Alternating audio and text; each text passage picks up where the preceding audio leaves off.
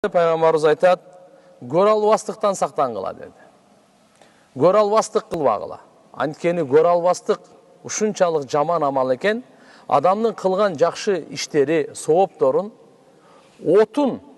отунду жегендей жейт экен да.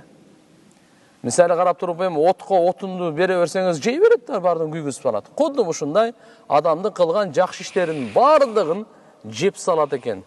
Отунду жегендей кылыпчы. Ошондуктан пайгамбар саллаллаху алейхи вассалам бул мисалды келтирип айтып атат. Бул Абу Даудда келет. Туугандар, бүгүнкү күнү эң жаман иш ушу көр албастык болуп атат. Адамдар бири-бирин өлтүрүүгө барганда дагы башынан ушу көр албастыктан башталган. Адамдар бири-бирин кара дубалап, бири-бирин кордогон, башынан эмне болгон? Көр албастыктан башталган. Ошондуктан ар дайым жүрөктү тазалап, бирөөнүн ушу жетишкенин, Алла Таалам бирөөгө неамат бергенин, аны көр албастык кылбаш керек.